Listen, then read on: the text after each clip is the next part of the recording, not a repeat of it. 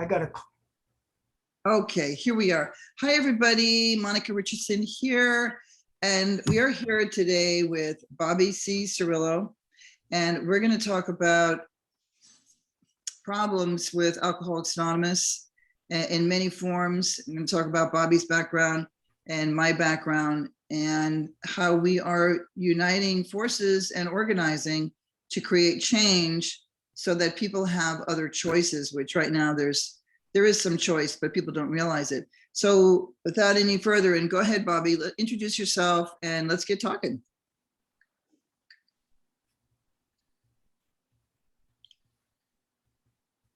I'm Bobby C Cirillo. You can catch me on Facebook and my personal page, Bobby C Cirillo, has all the links to everything right there. Yeah, me and Monica, synchronicity.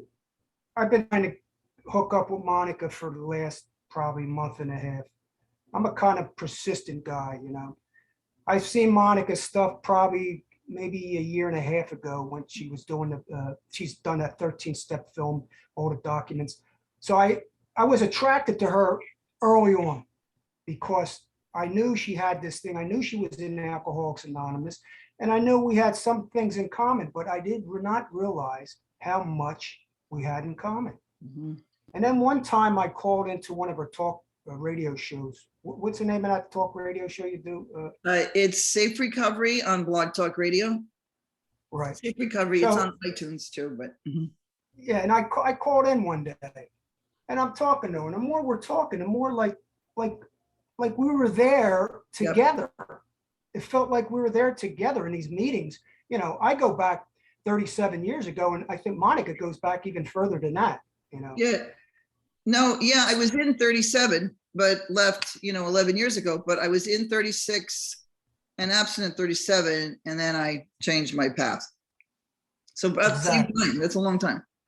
Yeah, so it's a long time. So yeah, so we have these similarities, and if you listen to some of Monica's podcasts and you listen to some of my new podcasts, we got so much in common. We decided, let's get together and do some YouTubes together. And I thought that was a great challenge. And I said, let's do it, Yep. Back to you, Monica. You want to ask some different questions? Yes. So we want to do a little background, or what, this is where I'd like to start with you. Why did you leave AA? What was that precipice for you that you left?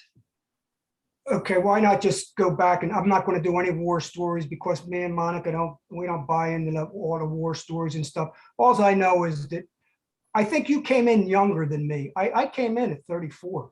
Okay, I'm a lot older than Monica. Oh, okay. Well, I was 18. Go ahead. No, I'm a lot older than Monica. Oh. Okay, but I came in like 34 years old. Wow. Back then, I couldn't imagine back then because she came in. Well, she was younger than me. I came in 1984. No okay. Internet. There was no other choices. They labeled me alcoholic. Everybody, my wife said I was alcoholic. The society said I was alcoholic. That's all you heard was alcoholic. Mm-hmm. A friend of mine's father was in AA. He was like a guru in AA. He knew Bill Wilson and all that shit. So, so back then I was labeled. I was labeled by society. Mm-hmm. Okay. I didn't self-diagnose myself. I didn't label myself. Ask, we got to ask people, ask one question. Who diagnosed you with this so-called disease? Yeah. Okay. That's a question. That's just a question. Yeah, it's who diagnosed you with the so-called disease? That's right. So I came in back then, and it was 37 years ago. Monica, here's the deal. I think we may differ in these two things. I was really hard. I don't think I was ever considered a book thumper. Oh, okay. You weren't. Okay. Yeah. That's the difference. No, right. Because I was kind of. My sponsor, we like to use these words, sponsors. Who right. in the hell is a sponsor? It's a person, it's a friend. Where'd they get that sponsorship? It sounds like almost like the Masonic Lodge. You're sponsored by somebody, So that's part of the whole pyramid, scheme. Sponsors. They're going to bring you in. That's true about getting into the Masons, Bobby. Exactly. I know. Yeah, I didn't know that till a few years ago, but okay, go ahead, sorry. Oh, yeah. Yeah, So here this friend came in. He came to my house because my wife, she happened to go to Al-Anon. She never did the steps or anything, but she went to Al-Anon, and I felt threatened because I knew this lady was getting some courage. She was getting some confidence. And they call it a bottom, but you know what? I decided I was done. I yeah, was done. I was done with all this stuff. It was right. like a book, and I was done. So my wife said she met a gal in Al-Anon, and we all know the 12 steps of Al-Anon, and AA, and we could get into that. We're going to get into that on another podcast Yeah, about how the 12-step pyramid goes into the kids, the family, the wife, everybody, and how all these 12-step programs are just one after another. We'll get into that in another podcast. oh, the family disease, the Oh, family disease bullshit. do you remember what was his name? John Bradshaw? Oh, God, yeah. With the, push the thing in the family dysfunction. Boo. Yeah. Yeah. I hate to tell you, ladies and gentlemen, we're all dysfunctional, okay, in some form or another. So I get in. I have a friend that comes over. Now here's a friend that knocks on the door, and here's a guy. He's a dope shooting, Jack Daniels drinking, pharmacy robbing, construction dude. Wow. I love him. He walks into my room and sits at my table. He has 2 daughters. I have 2 daughters. He lives in the same neighborhood. He's just a hardworking dude. Yeah. He never talked to me about doing this, doing that. He said to me, Bobby, would you like to go to a meeting? I'd go to Alcoholics Anonymous meeting. I said, yeah, you know what? I'll go Sunday. I even picked the day. So what I'm getting to is I was lucky. Right. It was luck that I didn't have some big book thumper coming over my house, pushing that book on me because I would have told him to get the hell out of the house. Right. Because I don't know what it was, but Monica, for years, I wanted to have an open mind. I was always seeking. I was always the type of person who was seeking. So when I came into AA, I didn't stop seeking. Right. So I didn't do all the shit. I didn't even go to a step meeting for a year. Now I went to meetings. I had the so-called sponsor, which was a friend. His name was Lonnie, and I'll say it to him because he knows. I did podcasts and mention his name. I'm not going to tell him where he is from, but he's still a friend today. Yeah. Okay.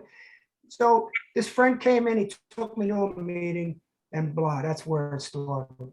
But all along, Monica, this is what we want to pass on to the listeners, is that there's other choices out there. There's other things, there's other ways, there's other modalities, there's other methods, there's other beliefs, there's other ideas.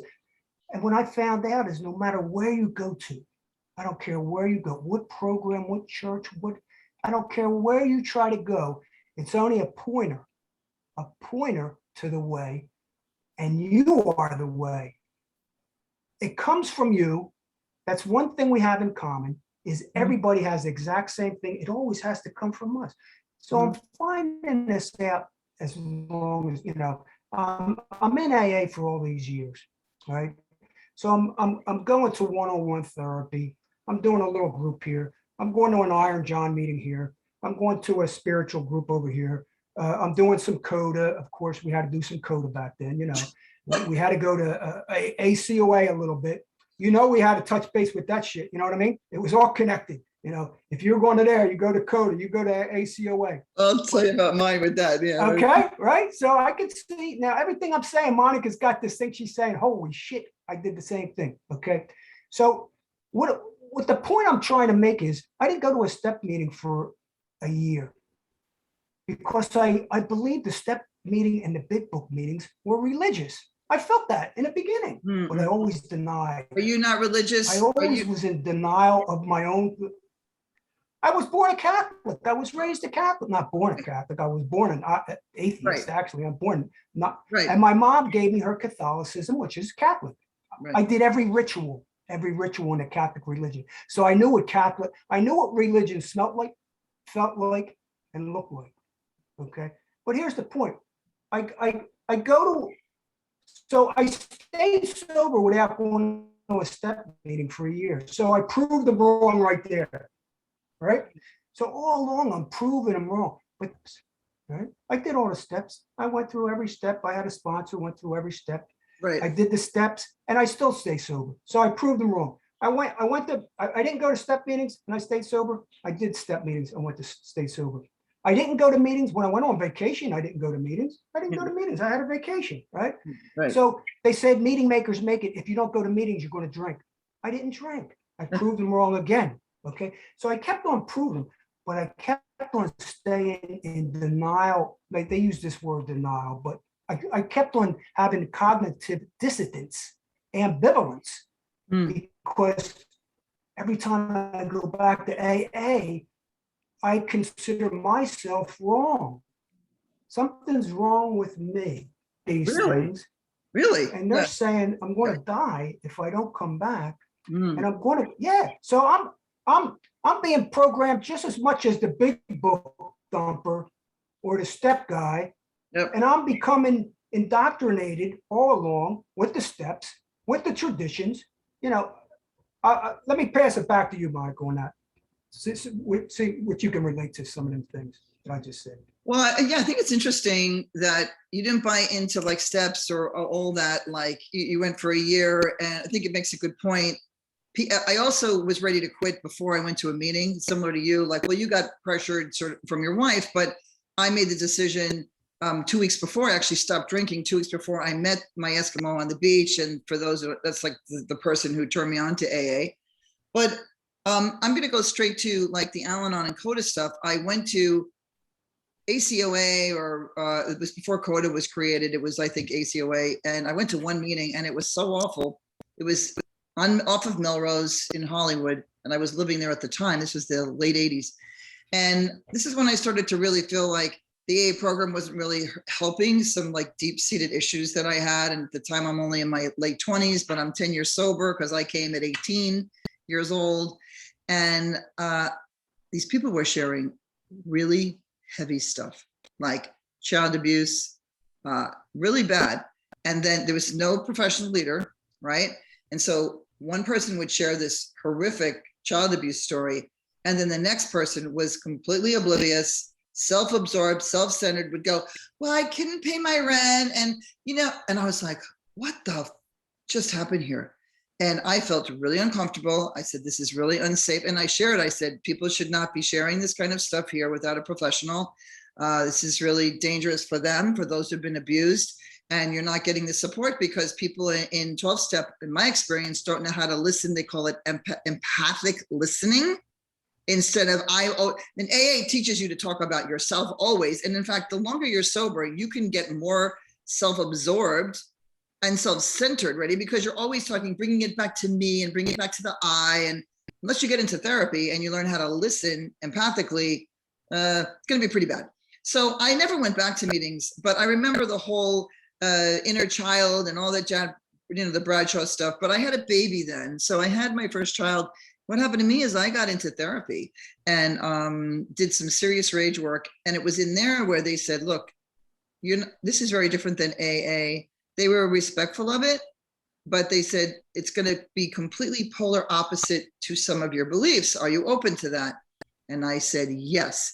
And so I think this was a key point, even though I didn't leave AA then, it was when I said, yeah, that way doesn't work. And I began to listen to my therapists who were not in AA, my therapist, right? So, I mean, you take it next. I mean, and how many years did that take you to get to that point?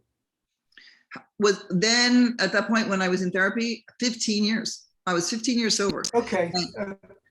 Okay. There's. And I needed it before that, Bobby. Okay. I needed the therapy. So back 15 years, you started to awaken. You started to. But the point is, the 13th step. When we get into the 13th step, there was a lot going on with the ACOA, I think, in CODA, even more than Al-Anon, AA, because the women were opening up, just like you said. Oh, wow. If you would have been going to a lot more meetings, you would have seen. And I seen a lot of the men come from AA that were predator type, that would go in there. Really? That's where a lot of the the women and men mixed even more than AA Wow. because they could, because we know women, they were doing fourth and fifth steps right at the meeting. Oh, that's right awful. in a meeting, they're doing fourth and fifth steps. That is Even in awful, AA, Bobby. even in AA, I've heard people. Wow. Oh, me too. I would have to grab somebody and say, you don't You don't say that stuff in meetings, okay? You tell. I used to always say, women with women. I said that to newcomers because I believed it when they were new. Okay, when you get older, you're more mature. If you want to talk to another man about some things, that's okay. When you're more mature, more responsible, and your head's screwed on a little tighter. But the same stuff in AA was going on in all the other 12-step avenues. And I could sense that, so I can relate. That just started to come up to me as we were talking, which is very good for these podcasts for me to deprogram. I'm still deprogramming. People say, "Oh, Bobby, you got these deprogramming podcasts." I'm still in the process of deprogramming from a lot of this shit that I'm still indoctrinated from. Bobby, where'd you go to meetings? New York or in California? My home group was in New Jersey. Okay. Oh, okay. Jersey. I'm from New Jersey, South Jersey. Oh, really? South Jersey? When I moved, we're in South Jersey. Yeah. Where? Oh, yeah. Cherry Hill area, outside Cherry Hill. So every place I went, I had a home group. I had a home group in Florida. I had a home group in California. I had a home group in Arizona. I was involved in the sense that it was like something to do, actually, and I believed that it was the only thing I could do. I mean, even after all the years, you want to hear what my son said. He was so little, and he said to Kevin, who was the stepdad, he said, like, "Why are you still going? You don't drink. How long are you sober?" He was like 6, 7, 8 years old. "Why are you going?" And at that point, I only went once a week or every other because I made sure I was there for my children. I had a lot of time already. I didn't need to be running to a lot of meetings. And Kevin went to this men's stag still. And Kevin was like, "Well, I go because," and he gave his answer. And then Anthony was like, "I don't see why you need to go anymore." It was an interesting point, but I think smart. that, well, well, I know you told me you don't like to talk about your family and stuff, but it really harmed my relationship with my sons, me being in AA sober. We always hear these stories about, this is the most important thing. I'd really like to talk about some of the really bad things about AA. One of them is telling that your AA comes before your sobriety comes before your family, because no, it doesn't. No, it doesn't. Like, that is really sick. And that's kind of like Scientology. If you watch Leah Remini's story, where she was leaving a job, working on a show where she was working 12 hours a day, and then she would go to the center and she would go work in Scientology until midnight. Like, that's nuts. And thank God Leah wrote the book and exposed it, and is still exposing it. But AA is very, very similar. Like, when I left, Bobby, there was a young woman who came with her baby. Now, I had enough sense. Maybe was it that I was sober so long, that I was 15 years sober, that I knew that it wasn't a good idea to go to meetings at night. I had a baby. I stopped going, actually, completely. And I went to only, it was a couples group, and it was in people's homes, and we went once a month and we rotated, but it wasn't really a meeting. I was telling a friend of mine, I was like, we didn't read the big book. We didn't read chapter 5. It was a bunch of sober people talking about life, right? That's really different. But I knew to not put that above, my kids. And so this young woman had her first baby, and she was sitting there being shamed, not in the group I was in, but I guess her sponsor said, it's more important. And she was over 6 years. And she was telling her that she still needed to go to her nighttime meetings. And I was like, no, that's a bad idea. That's a bad idea. So what are some of the things that you feel are really, really damaging to sober families from AA? Okay, I just want to tell the viewers, you're getting a small snippet of what's in our brains. Okay, so what we say tonight is just, we're giving you a taste. I mean, really, it's just a little taste. This is like a teaser, okay? Because we're going to be doing podcasts for a while now. We're going to go back and forth and do podcasts together. Here's ego. Just think of this. Your ego, after you get 90 days, that was my biggest chip. Oh, people can't understand this psychologically because it's a cult, ladies and gentlemen. And this is what cults do. They get in your brain, okay? So here we go. 90 days. I kept that chip and I made that chip. It was like, because it's symbolic. It's a symbolism. Symbolic. 12, 12, and 12 is very symbolic. Look it up, ladies and gentlemen. Yeah. It means a lot of things that you don't understand what it means, but look it up. 12, 12, and 12. So, because see, the 12 steps control our body, mind, and spirit. If you don't believe in spirit or body, mind, and emotion, I believe in the spirit, body, mind, and spirit. 12 steps control that. The 12 traditions controls the group. It controls what the group does, says, sees, thinks, and talks about. The 12 concepts controls the world organization. Okay, so you got 12, 12, and 12. Just one, here's one little thing here. Now, I used to go to tradition meetings, so, I used to read the tradition. Yeah, me too. So, what do they say? They say, what's it called? The subliminal messaging? Subliminal messaging, yeah. Okay, did you ever hear that, ladies and gentlemen? Oh, yeah, yeah. How about osmosis? Have you ever, you ever hear of osmosis? Yep. Okay, well, here's the word that you can use. It's called brainwashing, okay? It's called propaganda brainwashing, okay? Here's what I had to hear. Each member of Alcoholics Anonymous is but one small part of a whole. AA must continue to live, or most of us will surely die. Oh my Hence, God. our common welfare comes first. Why? Well, first of all, I got 90 days. I'm going out. Hey, I'm going for my 1 year coin. You think I'm stopping now? I want a year coin, because when I get a year coin, I'll be somebody more important up the level, the ladder. Yeah, the Then time. you get 2 years.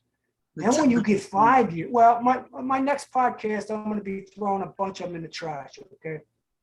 So once you get to 5 years, you can't leave. How are you going to leave after 5 years of this? You got a reputation. Ego, okay? Yeah, yeah. Ego. A lot of Keeps you back, stroking. Right, keeps you right. coming back. A lot of stroking. Not only the ego, but it's an alliance. Here's an organization that they want me to say, I give them credit for saving my life. No, they want me to give my will, my life over to their care. Oh yeah, that's really forever. Yes, that's bad. That one. One day. Yep. One day at a time. But that's not it. That's not all. You must recruit others for life. Because if you're not passing on the message of the 12 steps, you're not living the 12 steps. And only after you're done the 12 steps, then you may have a spiritual awakening. What bullshit. Right. What bullshit. Alcoholics Anonymous is a religion. It's 100% a religion. And brainwashing, assault on your identity. Let's just talk about the assault on your identity. Your identity. Here we go, ladies and gentlemen. Let's raise our hands and say it 1,000,000 times. Yep. At every meeting. Yep. Every meeting around the world. My name is Bobby, and I am an alcoholic. The two most powerful words in the universe is I am. I am. Right. I am. That's right. And they want us to steal our identity and take our old identity. Screw you. Matter of fact, what you knew, everything you knew before you came into the program, forget about it. That's you right. didn't know shit. Okay. I'm going to give you a full new identity. Right. All right. So brainwashing is this assault on identity is the number one thing in brainwashing. Guilt.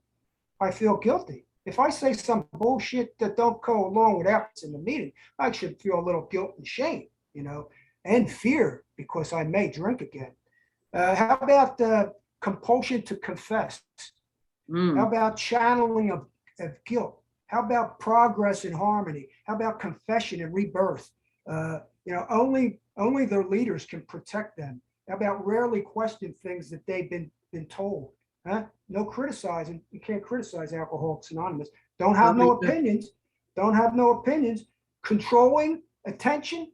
If they control your attention. Do you ever hear the thing that says, wherever your attention goes, the energy flows? Well, that's why they want us to have a belief in all these 12 steps. Mm-hmm. Attention into the 12 steps. So we shut our minds. We don't become aware and sick. We don't become conscious of anything else. Go ahead, Monica, back to you. Wow, that's a mouthful. And it was really fantastic, all that, you're piecing that together. I think that the brainwashing was almost like what Evelyn brought up, her aspect, me finding out it was the we and the us, the repetition. She was talking about it was sort of the drone way they say it. And now you have brought up very specific stuff that's done all the time. It's done in the literature about the branding of I am, right? Constantly saying this over and over. Like that was just a big mouthful. And I feel like that I got very brainwashed. And yet, as the years went on, like I remember being like 3 or 4 years sober, and that would make me like 20, 22 years old, that I started to feel like there was some real issues that needed addressing and that these steps were not going to do it, that I had worked steps in and out and over, and I did them exactly like you should. And back then in 1975 through 79, which these are those years, people did not say you needed to write step 1 out, step 2. That all came from rehab, and that was in the 80s, right? So it was the old school of thought, which were the successful men and some women. You only went through it once. That's what they said. You did this once and you're done. And then you move on with your life and you should go live life. So there were some healthier people in AA back then telling you to move on. And then the people started to say, oh, we're going to work this on every aspect of your life. And then I was like, no. I was a big book studier and I was a 12 and 12. I went to step meetings and, study meetings, right? Like people go to Bible group. And I said, no, it says this. And I don't think so. No, I'm not doing it again and again. And I did it again and again, maybe 3, 4 times. And I said, this shit is not working for me. It's not helping me deal with some of my emotional issues, my childhood abuse issues, or things that happened to me as a kid, being assaulted when I was 16, whatever. And that, so I'm going to start reading other books because let's talk about the shaming if you went to therapy in the 70s. Okay. I don't know how long that lasted, but when I was from 75 through God knows when in the 80s, it was like, you weren't working your program good enough and you got to, really read that book and, go back and be of more service. And so I did that, Bobby. I was like, Miss AA. Okay. That's the truth. Miss AA. And yet I worked and I had a life and I took care of myself and I lived in Honolulu at the time, went dancing sober. I did all that stuff, tried to have fun, and I did have fun. I was around alcohol all the time. I never wanted it. It didn't tempt me. The people lived back then. Okay. They got sober and they kept their mouth shut about being in AA, which you talked about in our Zoom earlier, which I really want you to talk about that again. About why they want people, why they want you and I to shut up, but famous people have never shut up about being in the program. I'd rather you talk about that now. Will you say that again, what you talked about earlier in the Zoom? Okay, I'll touch on it. On that. Okay. I just think really. No, here we go. Look, here we go. Tradition, this is the whole key, okay? You have to understand people that they might have went to Alcoholics Anonymous, but they never went to a step meeting, never went to a tradition meeting, right, don't know nothing about GSR, GSO. You got to know the inner makings of this whole pyramid scheme, okay, which me and Monica know.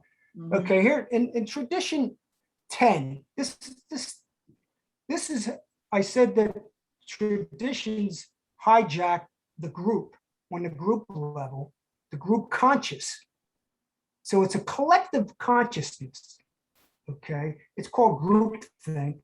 It's a collective consciousness, and this is how they control you. It's all a controlling, coercive persuasion. It's called coercive persuasion, no AA group or member shall ever, I mean, look, you either go by these steps or you don't go, I mean, these traditions, you don't go by them, okay? Because these traditions are going to, matter of fact, if you don't like it, you can leave AA and die. Right. Okay. Yeah. Should ever in such a way as to implicate AA, express any opinion on outside controversy. You know, listen, any outside controversial issue ever. Now listen, wait, particularly those of politics, alcohol reform, or sectarian religion. Now wait a second. Now, okay. Let's say reform. They say, what do they say first? They say politics. Right. Okay, here we go. Politics. Mm-hmm. Alcoholics Anonymous is connected to politics. Okay, it's all connected, ladies and gentlemen. Listen to this. There's no separation of church and state. I hate to tell you this. That's why all the courts are sending them to AA and all the 12-step programs, because they're sending them to a religion, but there's no separation of church and state. Okay, like Monica knows, and we're going to be talking about this in other podcasts about our activism in exposing all this. We're conspiracy exposers. Okay, so here's politics, separation of church and state. This way, both sides could agree. Democrats and Republicans can all agree, because who wouldn't want to save human beings? Alcoholics Anonymous. After all, we're dumping all the alcoholic, this so-called alcohol, into one place. We're putting all the drug addicts into another place called NA. Right. Exact same 12-step program, same pyramid sculptures, same pyramid structure, same scam. Yep. Put them away. Now they can't talk about any politics, reform, or sectarian religion. Now listen, ladies and gentlemen. Reform. Don't talk about reform. Alcoholics Anonymous is nothing but reform. It's a temperance movement. It's Rockefeller's temperance movement, Alcoholics Anonymous. Okay, you don't believe that? Right. Listen to one of my podcasts and connect my dots and go down the rabbit hole with me, ladies and gentlemen, because Monica's not afraid to do it. So, okay, wow, that's reform. Alcoholics Anonymous, NA Anonymous. Go ahead, Bobby. What? I went to New York and filmed. And I had a day off, and I went to the museum on 82nd Street on the east side. What is that? The Museum of Art or something. I don't live there anymore. Something said, just join the museum, Monica. You'll get like some stuff about it. So I joined. I'm sitting back here 6 months later. I'm trying to take a break from all the AA exposing work I'm doing. I think I was still making the film, and I was sitting down. I get this magazine from the Museum of Art, New York, I forget, the Metropolitan. And I go, I'll be able to relax. And I open it up. It's about fucking Rockefeller and about AA and about his background. Parts of it I never knew because it's not in AA literature. And I'm sitting, I said, really, God? I mean, I was like, really? I'm trying to relax and get away. And here is this in-depth dive into him, his father, his grandfather, who was a falling down drunk. His father didn't drink at all. They were from Ohio. They thought it was evil, alcohol, just the temperance movement. Even though it ended in 33, right? Prohibition, 35 is when the two guys meet, and they say that's when AA began. But they, it's like the alcohol business loved it because AA was blaming it on you and I, where we're selfish and self-centered to the extreme. That's why people are drunks. No. I'm sorry, but it was pretty intense what I learned about Rockefeller, and it wasn't $500. It was more like 5,000. And also, to get that book printed, what that did was it introduced. So Marty Mann and other people, even Lois was connected to high society, they called it back then. if you know somebody like, let's say Bezos now, okay, or somebody introduces me to Mr. Tesla, right? What's his name? I forget his name now, but Elon Musk. You are going to be now exposed to all of that level of, well, that's what happened with Bill. He was introduced to Ford, Henry Ford, all these people. And there's a lot of stuff. I'm not going to go there right now, but I get the sense you know about some of the deep dive. Look, But they got in. Look, Monica, not some of it. I don't know some. I know mostly all of it. Okay, and on other podcasts, this is just a little crumb. This is a crumb, ladies and gentlemen. To some of the go to deep. Me and Monica will deprogram this, some of this, but you can go to Alcoholics Anonymous Deprogramming Podcast on YouTube. That's okay. Part 1 and part 2. It goes down the rabbit hole deep, because Alcoholics Anonymous wasn't built by Bill W. and Dr. Bob. It was designed by the Rockefeller Foundation. They created it. It had nothing to do with Bill. Bill was busted. He was broke. He went to his brother-in-law, okay? And he got introduced to a couple other rich people, and he got Frank Amos. Listen, Rockefeller sent Frank Amos, his confidant, his close advisor, and he said, check out this Alcoholics Anonymous. In 1936, he said, check this thing out. He gave him a little money. How do you think it got promoted? It got promoted because of Rockefeller's dinner, okay? Frank Amos went and did the only analysis way back then. And it's published. You can actually see it. It's published. All the names of the people are in there and published, okay? Frank Amos did this, and he went back and said, you know what, he's on to something. We can take over this whole thing, because Rockefeller was in the process. He took over the whole medical industry anyhow by then. The whole medical. Marty Mann was just a little tiny piece of the cog. She was the promoter. She promoted all the school, but it was being promoted way before then. When you connect the dots and follow the money way back in the history of it and bring it forward, hey, Bobby, what's the Mann. name of this person that you just mentioned? How do you spell their name? This guy that Frank Amos? Yeah. Frank. Get Frank Amos. Let me see. It's here. Let's see. Here it is. I got so much stuff right in front. Oh, let's see. I'll find him in a second. AMASA. Frank Amos, like AMASS. That's a weird name. What kind of name is that?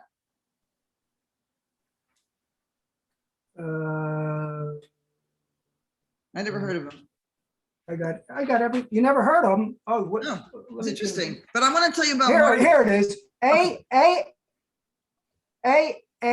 AMOS. Frank Amos. Look it up in Alcoholics Anonymous. Just put Frank Amos in there. Alcoholics Anonymous. It'll all come up. All right.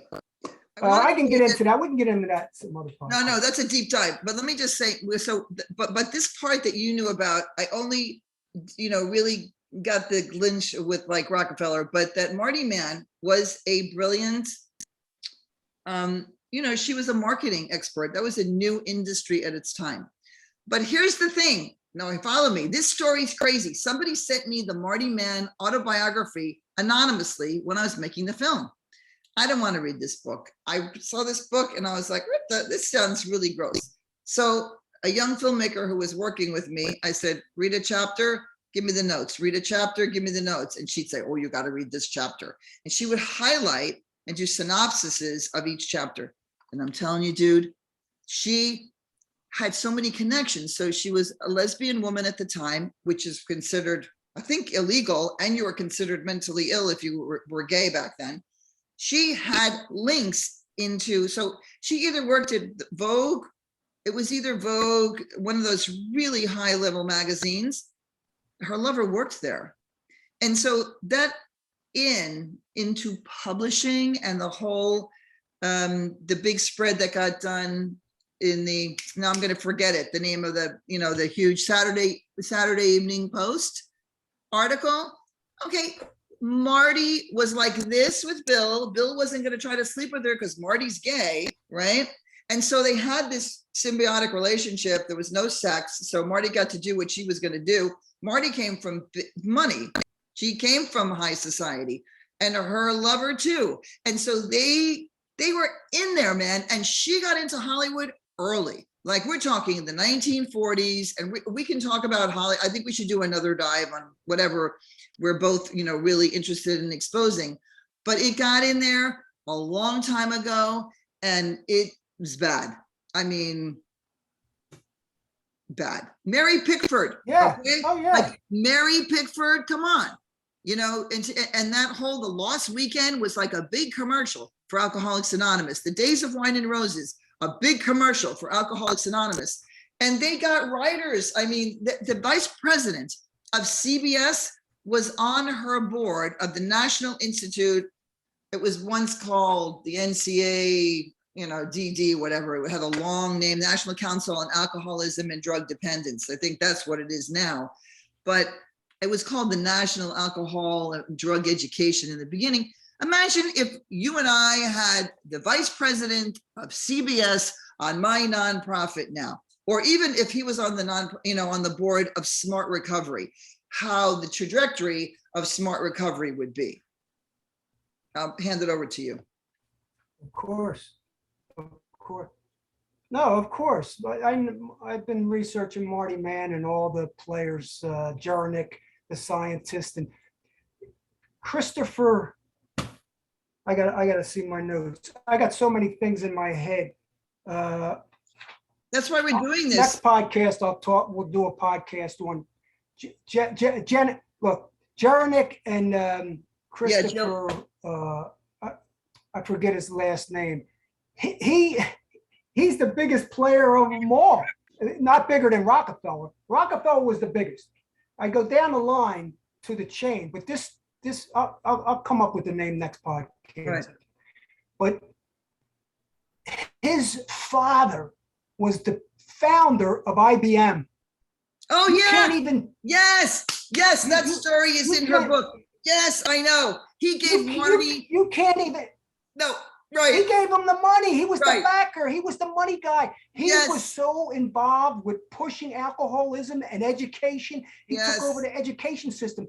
That's how everything is alcoholism, because they pushed the education. They owned the education system. They owned it. They bought it, paid for it, controlled it, manipulated it, and directed it. Everything was coordinated.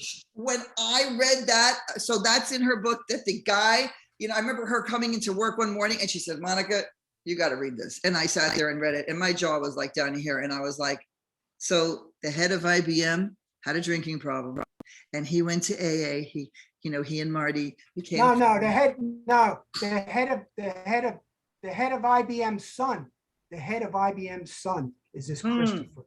Okay. I thought it was. You can't even find. Oh, no, you're right. That's right. It is. You can't even. Absolutely. Yeah. It just came back to me. You can't even find. Try to research the old man, the founder of IBM.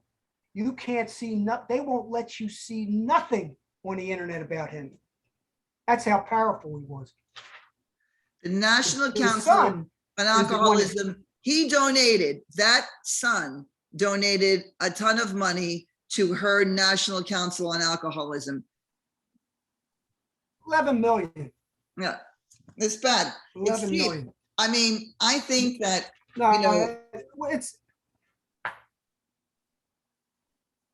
it's deep. We're going to. Well, no, I just said it's so deep that, it's almost like this. And I've said this before, and I feel like I'm repeating myself, and I think I am, but here's the why.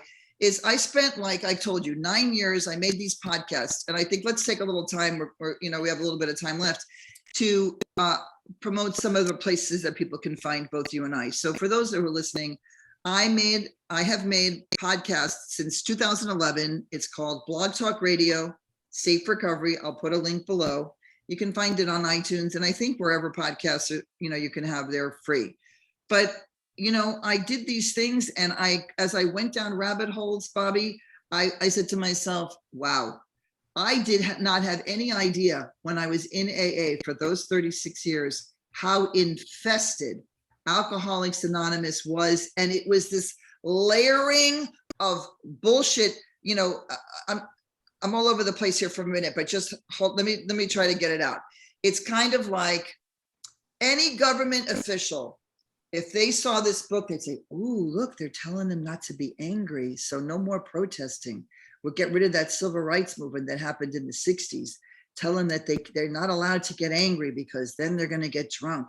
Anger in the brainstorm is for normal people. And that's not you, by golly gee, whatever shit they said." You know what I mean? And it's very communist kind of thinking. AA is this very like, only be of service and you matter more than me, and no, and the group matters. And you know, when I hear this in culture today, Bobby, I don't know about you, but it really scares me because it reminds me of AA, it reminds me of communism, and I say to myself, no, no, no, the we is not more important. I'm sorry, guys.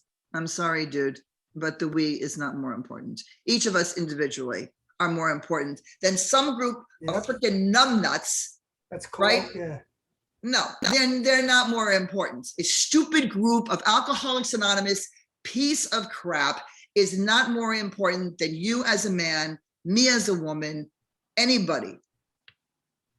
End of story. It's No, not more important. Look, these steps are just to look, it's to break you down. It's a brainwashing system that breaks you down. Here's some character defects. We got time. Look, character defects, because, you know, 4th and 5th, they want you to break these down. Get the 4th and 5th. What do you think the 8th and 9th's all about? And wait, the 10th is continue to take personal inventory, and when wrong, promptly admit it. Continue to take personal inventory. Oh, what step are you on? Oh, you better go back to 4 and 5. Oh, you better get your sponsor and go back to the first step. Oh, you're on. Look, ladies and gentlemen, I'm going to say it because my granddaughter even listens to this podcast now. The younger people are listening, ladies and gentlemen. They're the next generation. You know what? Look, here's some, they want us, this is the 4th and 5th, right? I'm going to say it. The 12 steps are a mind fuck. Mm-hmm. It's a circle. Yep. It's a never ending circle that screws with your brain. Okay, yes. Here we go. Extreme self-set. These are what they want us to believe, even though these are all moral character. These are all character defects of all human beings in the world. Every human being has some, maybe 1, maybe 3, maybe 4, maybe 5. It's a human thing, not a alcoholic. Right. That's okay? So true. Here we go. Extreme self-centeredness, inadequacy, anxiety, anger, self-pity, restlessness, hopelessness, depression, fear, guilt, egotistical, we're immature. We have fears of failure, intimacy, risk. We have fears of pain, abandonment. They want us to believe all these traits, these characteristic traits that are in every human being. And you know what they call it? You know what they call it? They didn't care about the alcohol. They wanted your body, mind, and spirit, your body, mind, and emotion. They call it the ism. The ism. You don't suffer with alcohol problem. You suffer with the ism of alcohol. And one of my podcasts, I talk about the ism of alcohol. Okay. What a bunch of bullshit, ladies and gentlemen. Okay, we're going to start winding it up, and next podcast, we're going to just dive deep back into it. That's all. You know what? Might be a little more, this is kind of an introduction. Yeah, it's totally introduction. We can go on. Let's go on for a little 5 minutes. I want to say that, do you know Tina Dupre's story? Do you know who she is? Tina Dupre? No. She's a writer. No. She became a member of AA, and was for 20 years. And she was that little pamphlet they made, Are You a Teenager and Alcoholic? And it was a little cartoon animated. It was like a little different kind of AA literature. Oh, yeah. She left AA and she was on This American Life. And she told her story of leaving AA. Now, she's different than you and I in that her parents actually belonged to a cult and left her. And so she was abandoned as a young teen, I think 13. But if you want to listen to a podcast, if anyone's listening, it's amazing. This American Life, Tina Dupre. And what she said, oh my God, blew me away. So back then, and this was the 80s, I think, Foster care took children to AA, and they were telling them that they had alcoholic thinking, Bobby. That they had an alcoholic personality. I was like, you guys? Of course, they're one of us. That's what they say. They're one of us. Look at him. He's one of us. And it's crazy. You know, I did that because I'm an alcoholic. I stole because this is the way we are. Remember hearing that, people that were like that in meetings? This is the way we are. I have a disease. I have a disease. What disease? You're not drinking. You haven't had a drink in 20 I'm not years. responsible. That's why I went to meetings. Right. Look, they made it a disease, so you're not responsible. So you can say it's the disease. So you need Alcoholics Anonymous. If you're not responsible, Alcoholics Anonymous is going to take care of you, just like the state will take care of you. It's the same like socialistic thinking, as the state is going to take care of you. No, Alcoholics Anonymous will take care of you because you have a disease. I don't think so. They go out, when people go out and they come back, what do? They always blame. Oh, I didn't do step 4 right. Oh, I didn't do my 5th step. Oh, I didn't get a sponsor. They all have an excuse when they come back in, right? Why did they go out? It wasn't them. That's it right. was the disease calling them. The disease calls you, you know.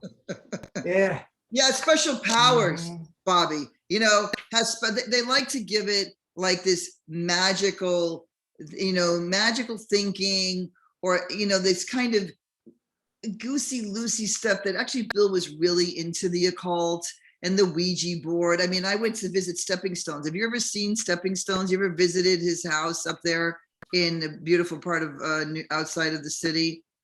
No. I went on the tour, and the things that the tour guide said about him, but he was a weird dude, and yet they actually started to you know what, I'm not going to go down that road, because it's a whole nother story with Bill Wilson taking LSD and the use whole of nother LSD. podcast, right? This is the podcast, we do it. All right. And Bobby, let's just before I close, I want to say that Bill Wilson sponsored Marty Mann. Bill Wilson was Marty Mann's sponsor. Okay, listen to this. This is the connection with the Catholic Church and Alcoholics Anonymous. You want to see who have the influence? Father Edward Dowling. Father Edward Dowling. Do you know he was Bill's sponsor for like 27 years, 20 years. He sponsored Bill.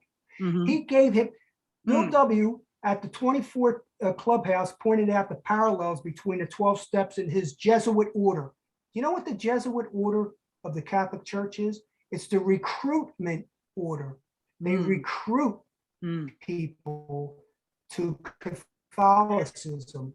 Yeah. Bill was he was recruited to Catholicism, spiritual sponsor, 20 years, converted millions around the world. You don't think there's an influence of Christianity? Or how many prayers do we have? 8 prayers, 8 different prayers, 7-step prayer, 11-step prayer, 3rd-step prayer, serenity prayer, Our Father, the prayer to ceases of, Right. Yeah. Oh, yeah. Ceases prayer, prayer after prayer after prayer. You know what I like, though, that's going on right now that we touched on in the earlier Zoom, was that there is this younger community that are Christians that are saying this is bogus shit. So that A is not Christian. Yes, they may have these Christian prayers inserted, right, Bobby? And that they're going to say the Lord's Prayer and hold hands. That's why NA changed it, and they put your arms around each other, and they have this statement that they created. But they really did that so they could accept people from drug court. So they couldn't say that NA was as Christian as AA, right? But there's a lot of young people, and if you're listening, that are leaving, they're called leaving AA and Christian. They're saying, you can't make up who God is. God is not a doorknob. Okay, it's horse shit. But I think we should have a whole topic. It sounds like you know a lot about, I've never really found that interesting, this stuff about Father Dowling, and that I never even knew that he was his sponsor, until now, because I kind of didn't care. But I do care about exposing Alcoholics Anonymous and talking about like the many topics that we're going to cover. So can you tell everybody where they can find you on Facebook, on YouTube? Tell them all the different names, and we can tag them down below too. Okay, first of all, I'd like to do a shout out to my buddy Joey C over there at Anonymous Addiction. Alcoholics Anonymous Deprogramming Podcast. Joey and I do that together. We have a bunch of them. Okay, so that's Joey C at Alcoholics Anonymous Deprogramming Podcast on YouTube. My new channel on YouTube is hard to get to right now. If you went in and typed in Anonymous Addiction at My Truth About AA as Bobby C sees it, they'll all come up. But eventually it'll come up with just Anonymous Addiction. Okay. But I got the podcast and I'm on Facebook, Anonymous Addiction at My Truth About AA as Bobby C sees it on Facebook. This is why I say as Bobby C sees it. Let me tell the audience why I say it. You think it's egotistical. I want everybody to say as Monica sees it, as Billy sees it, as Jimmy sees it, as Carl sees it, as Chuck sees it. Because you know what? I used to go to candlelight meetings and they used to be as Bill sees it meetings. And we have these little books, Bill sees it meetings. And I used to open them up and we used to read this shit. And I didn't relate to nothing. I heard that goddamn book. It was so bad. I used to say, this is as Bobby C sees it, not as Bill W sees it. That's why I coined as Bobby C sees it. Because you know what? We're creating our own programs now. We ain't letting nobody program. Oh my God. See this Bobby? Freedom from addiction. Freedom from addiction. I like that. I designed that own hat. I created, I highlighted it. Okay? I like it. Create your own program. I like it. You know what else too though? Okay, so you said the whole part about Bobby sees it. Oh man, it just came and went. But you just spurred my, all that creativity of exposing it for what it is, creating something new, realizing you don't need this, whatever it takes, that we're going to just keep on. Oh, I know that so the Facebook group is, I just wanted to help you promote it. Anonymous Addiction. Is that the name of the group on Facebook? Anonymous Addiction at My Truth About AA. Okay. That's a long one. That's Facebook. It's long, but if you just go Anonymous Addiction, it'll come up on Facebook. Yeah. And it's a private group. All right, private group. Please, ladies and gentlemen, put something over. Post some videos of mine or Monica's or yours or anything over to my Anonymous Addiction because Facebook won't let me do it. Okay, I'm saying right now, Facebook is censoring my page, Bobby C Cirillo, but you can do it. I can approve yours, and you could put stuff over there. Right. So, ladies and gentlemen, it's just you haven't seen the last of me and Monica together. That's a guarantee. All right. I want to thank Bobby. Bobby, thanks so much for joining me tonight. And we're going to do more. And I could see us doing a whole series of these. And for those of you listening out there too, we are organizing and we have our own Zoom that we're doing in groups. If you want to find me, you find me on Facebook, Leaving AA. Simple. That's just Leaving AA. And then there's deprogramming from AA and other 12-step group. And I have other ones. And I would like to encourage anybody who's a professional who is being forced to go to Alcoholics Anonymous to please contact me. I'm going to be doing a Zoom with a bunch of professionals, the pilots, the nurses, doctors, and lawyers and dentists. For all you to know, are all sent there for 3 to 5 years. And now pilots are sent there forever. And some of these people, most are never got in trouble on the job. I don't know why this is being allowed to happen, but they're all silenced. And this is the part that you talked about earlier about the silencing and keeping the members quiet. Keeping the members quiet while famous people get to talk. And I think the next one we do, we should start at the very top with you talking about your perspective on that, because it's pretty brilliant. And I think we really need to empower the millions who came and left, because I do think it's huge, the amount of people who left Alcoholics Anonymous during the pandemic. And I see it in my groups growing. So I want to thank you, everybody. I want to thank Bobby for joining me, and we'll see you again. And please subscribe to both mine and to Bobby's channel, because that's the only way eventually that you can subscribe is down here. Like, and also, if you like or dislike, you want to put in there what you liked about it, what you'd like us to talk about, what you see as a problem. And 2, if you disagree, go ahead and put that down there. And we'll be seeing you on the next time. next week or the week after that, and see you soon. All right. Bye-bye. Bye-bye, everybody. Okay, bye-bye. I'm gonna stop recording. Okay,